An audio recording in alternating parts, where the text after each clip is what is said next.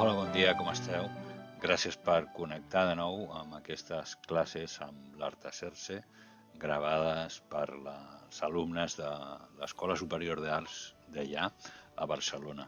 I estem amb un nou episodi, amb una nova unitat, que és la unitat 2, unitat que es titula Tràgics, Sofistes i Sòcrates. Aquesta unitat està dedicada a presentar el context polític, social, històric i també filosòfic que ens ajudarà a entendre a Plató. Sense més presentacions, anem primer a la part més pròpiament històrica. I aquesta part més pròpiament històrica és la descripció dels fets més importants, de les estructures polítiques més importants de l'anomenada Grècia clàssica. La Grècia clàssica és el món grec tal com es desenvolupa especialment en el segle V abans de Crist i també en el segle IV abans de Crist. Aquesta època, especialment el segle V, està caracteritzada per l'enfrontament entre dues polis, entre dues ciutats, ja en parlarem del concepte de polis més a fons, entre dues polis gregues de la Grècia continental. Ara tota la història de Grècia es concentra no a les colònies, com hem vist fins ara amb els presocràtics, sinó amb la Grècia continental i amb dues polis molt diferents. Una és Esparta i l'altra és Atenes. Dues polis amb una manera d'organitzar-se políticament molt diferent que acabaran enfrontades amb una guerra i, doncs no avancem a conteixements. Primer parlarem d'Esparta, de la polis d'Esparta, i al parlar d'Esparta s'ha de començar a fer menció d'aquest personatge de Licurg, que és un personatge que hem de situar en una època molt primerenca de la història grega. Probablement és un autor del segle IX abans de Crist i és el legislador d'Esparta, considerat una mena de divinitat. Va ser un home, no va ser un déu, però va estar molt reverenciat i va ser el que va establir les normes polítiques dels espartans. Normes polítiques que Esparta no va modificar pràcticament gens durant 500 anys. L'organització de la polis d'Esparta està caracteritzada per una diferenciació molt gran entre els que són realment ciutadans, que són una petita minoria de la població de Lacedemònia, que és la planura on està situada Esparta, i sembla que aquests ciutadans són invasors que en algun moment van arribar del nord d'Europa. Això va passar a totes les contrades gregues, però a diferència del que va passar amb altres polis, on els invasors es van barrejar amb la població autòctona, sembla que el que va passar a Esparta és que aquesta barreja no es va produir i els invasors es van mantenir molt diferenciats de la població autòctona i els invasors van ser els que es van autoproclamar ciutadans reals, ciutadans d'Esparta. La resta de la població, la gran majoria de la població, treballava com a població esclava al servei d'aquests ciutadans i van rebre el nom d'Ilotes. Esparta va organitzar-se com una monarquia dual, és a dir, com una monarquia on es va intentar trobar un equilibri perquè el poder no estigués només en mans d'una persona, una monarquia on hi havia dos reis que governaven conjuntament i d'alguna manera es feien el contrapès l'un a l'altre. Aquí a la imatge tenim un dels reis d'Esparta, potser el més conegut, que és Leònides, amb aquesta batalla tan explicada i tan fotografiada i tan representada en quadres, que és la batalla de les Termòpiles, que va representar un moment decisiu amb les guerres que van tenir els grecs en contra dels perses. En aquest moment, en les Termòpiles, les falanges espartanes van aconseguir aturar durant uns quants dies decisius als invasors perses i això va propiciar que després els perses fossin definitivament derrotats. Aquesta és una representació neoclàssica de la batalla de les Termòpiles de Jacques-Louis David i amb el centre apareix aquest rei espartà, Leònides, que és un dels més coneguts, el més conegut, sens dubte. El cas és que hi havia dos reis que governaven conjuntament. A més d'aquesta estructura monàrquica, la societat espartana estava organitzada com una caserna militar, gairebé Esparta era una instal·lació militar on la minoria de ciutadans vivien en un règim de disciplina militar constant i tenien al seu servei, com he explicat abans, els ilotes. Els reis estaven supeditats d'alguna manera o supervisats, millor dit, per els anomenats ephors, els supervisors, que eren 5 magistrats que eren elegits per votació cada any. Existia també amb un cert poder un consell d'ancians, la Gerúsia, que estava formada per els veterans, els militars veterans espartans, que també tenien un paper d'assessorament de les decisions que prenien els reis, i després existia també una assemblea, pràcticament una assemblea militar de tots els ciutadans que formaven part de l'exèrcit espartà, és a dir, exèrcit i ciutadans eren la mateixa cosa. Ara, en aquesta assemblea no hi havia ni debats, ni hi havia presentació de propostes, sinó que les decisions que presentaven els reis, després d'haver consultat als ephors i a la Gerúsia, aquestes decisions eren votades per aclamació, per crits. Si el conjunt dels militars, dels soldats espartans, aclamaven fent cops amb la seva llança, amb el seu escut, el oplon, que és com es diu l'escut dels guerrers grecs, si donaven cops molt forts contra l'oplon, doncs suposava que estaven donant el seu assentiment a la decisió que presentaven els reis. Davant d'aquesta societat militaritzada, que és la societat d'Esparta, tenim Atenes amb una organització política completament diferent. Atenes, en aquesta època, al segle V, hem de parlar de l'Atenes de Pèricles. Pèricles va portar la democràcia a Atenes a la seva màxima expressió. Va ser escollit Estrategos, després us explicaré quin càrrec era aquest de l'Estrategos, va ser escollit Estrategos per primera vegada l'any 461 abans de Crist, és a dir, al segle V, a mitjans del segle V, i va deixar de ser Estrategos perquè cada any va renovar el càrrec, cada any el van tornar a escollir, a l'any 429, quan va morir, ja iniciada la guerra en contra dels espartans. Pèricles va ser un executor de les idees democràtiques que havien anat introduint dintre de l'estructura política d'Atenes successius legisladors, que hem de posar, comparativament, per un cantó tenim a Licurg, el legislador d'Esparta, i després a Atenes tenim 3 successives reformes democràtiques, la primera la de Soló, la segona la de Clístenes i finalment, just l'any abans de que fos escollit Pèricles, la reforma d'Efialtes. La base del poder polític a Atenes és el demos, d'on ve la paraula demoskratos. Demoskratos és el poder del demos.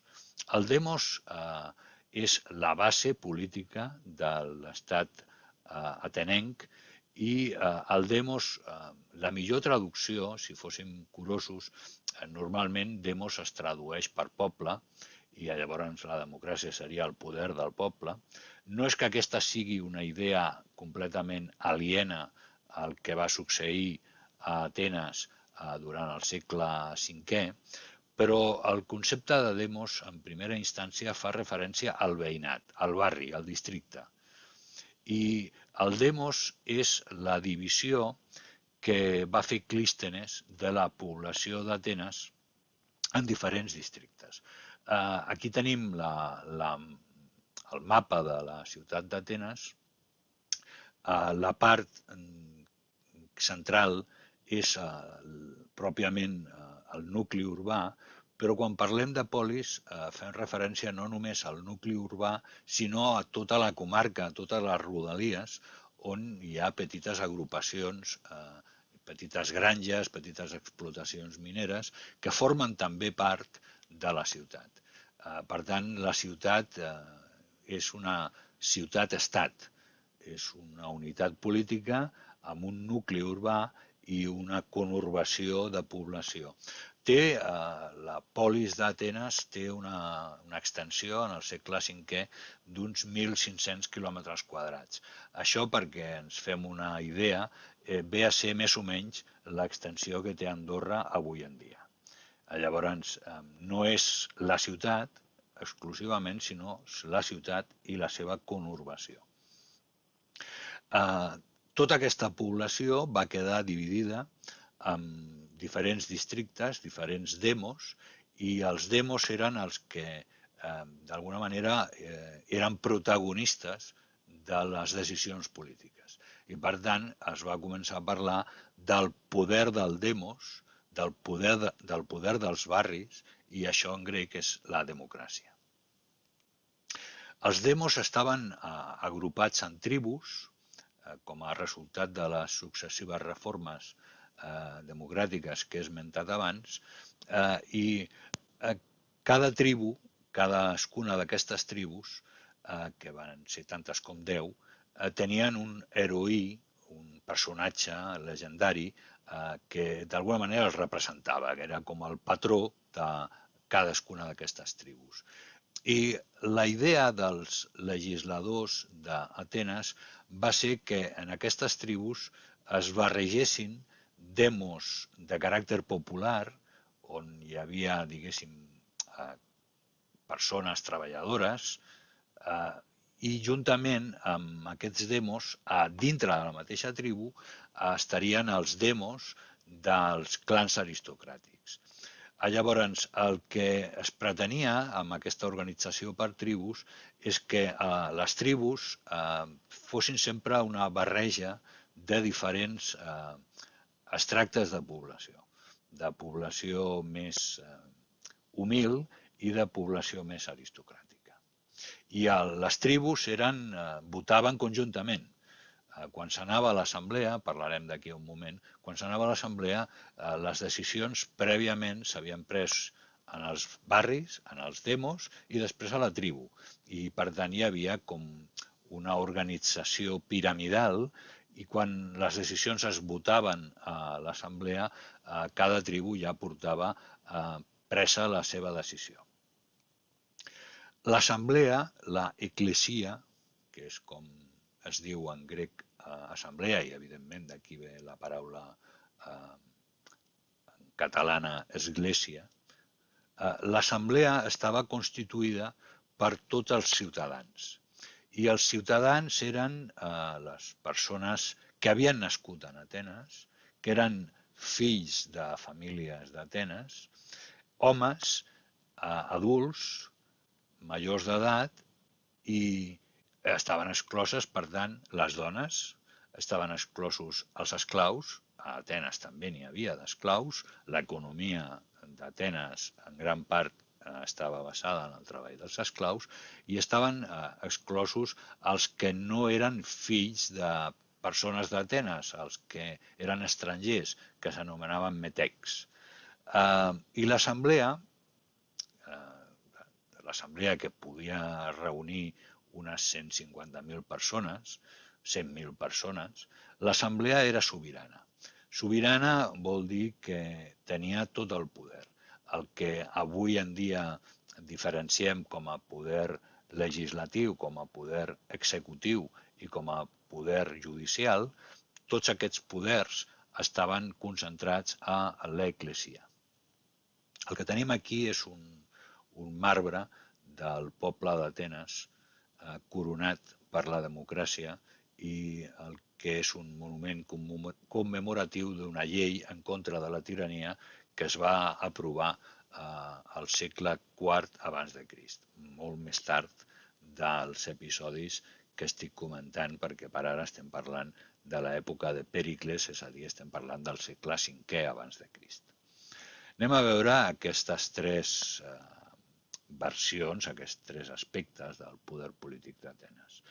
El poder legislatiu és el poder d'establir les lleis.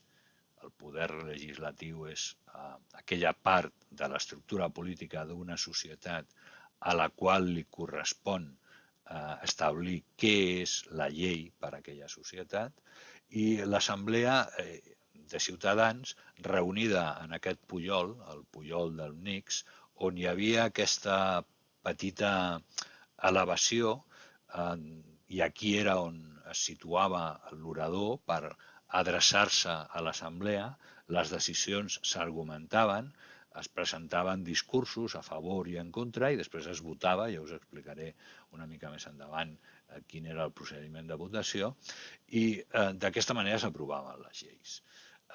L'assemblea es reunia per llei una vegada cada mes i quan es portaven els temes estaven ja prèviament preparats. O sigui, a l'assemblea no era cadascú deia el que li semblava, no hagués funcionat amb el volum de gent que formava part de l'assemblea d'Atenes. L'assemblea estava prèviament preparada als demos, als demoi, que és com s'ha de dir en plural, demos singular, demoi plural, i estava preparada a les tribus, i després hi havia una comissió molt gran, de 500 persones, la Voler, que era el consell que preparava una assemblea, l'assemblea del mes següent. Era, diguéssim, el secretariat de l'assemblea de l'Eclesia d'Atenes. Els membres del consell, que tenien un cert poder, perquè d'ells depenia l'ordre del dia, els temes que l'assemblea podia tractar i els temes que no, els membres del consell eren elegits de la manera en què els grecs d'Atenes pensaven que realment es respectava la igualtat d'oportunitats. I aquesta manera era per sorteig. Es posaven els noms de totes les persones que podien ser escollides i es treien 500 noms per nomenar el Consell, la Voler, que tenia aquest poder d'organitzar l'assemblea del mes següent. La Voler tenia un període d'un any de vigència. Juntament amb l'assemblea i el Consell de secretariat de l'assemblea tenim el poder executiu. El poder executiu és el que li correspon aplicar les lleis. El poder executiu estava format per 10 magistrats, 10 arcons, que eren els encarregats de fer efectives les decisions legals de l'assemblea. Entre aquests magistrats hi havia de tota mena. Hi havia un que destacava, que era l'Arconte Basileus, l'Arconte Rei, però era un magistrat més entre aquest grup de 10, que podríem dir era el Consell de Ministres. El Consell de Ministres. Els arcons eren triats també per sorteig. No es votava, no hi havia una votació dintre de l'assemblea per escollir els 10 magistrats, sinó que qualsevol persona que fos ciutadà d'Atenes podia ser escollida per un període d'un any i no es podia repetir. Una vegada que una persona havia estat escollit arcont, no podia tornar un temps més tard a tornar a ser escollit com per exercir aquest càrrec. A més dels arcons, hi havia uns càrrecs que aquests sí que eren escollits per votació, que eren els estrategs. Els estrategs eren els generals, els responsables de l'exèrcit d'Atenes, tant de l'exèrcit de terra com de la flota d'Atenes. I aquests eren escollits. Aquests eren escollits per votació democràtica i el que va ser Pèricles va ser estrateg.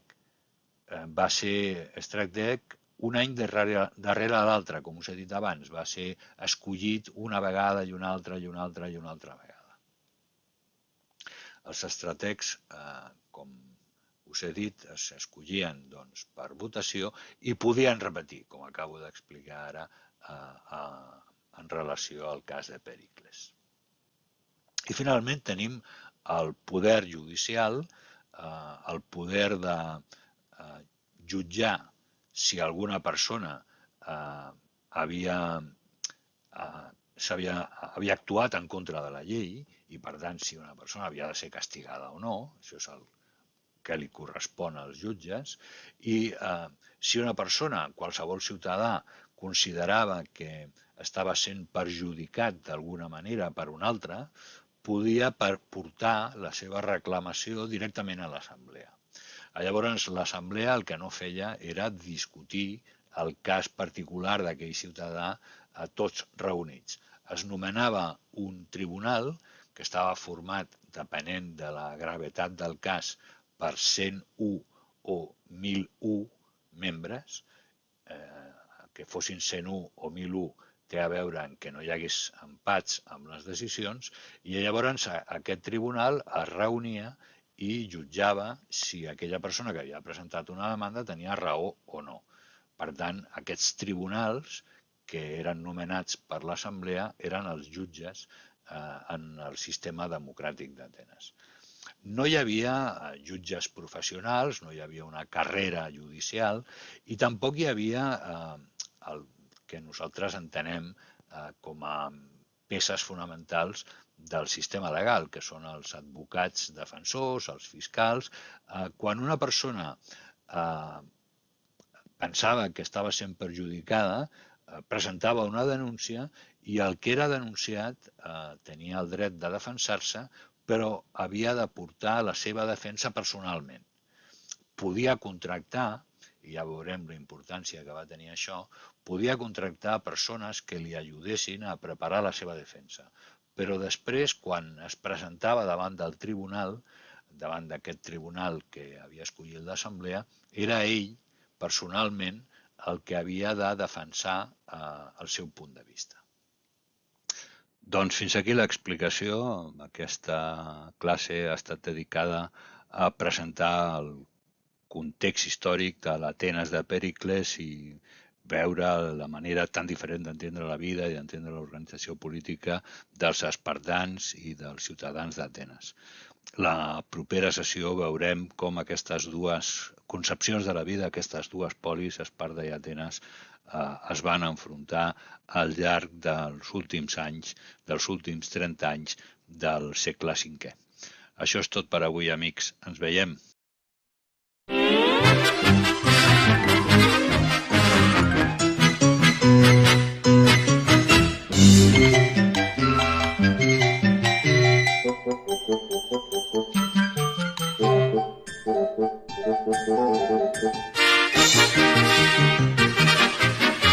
And that's all, folks.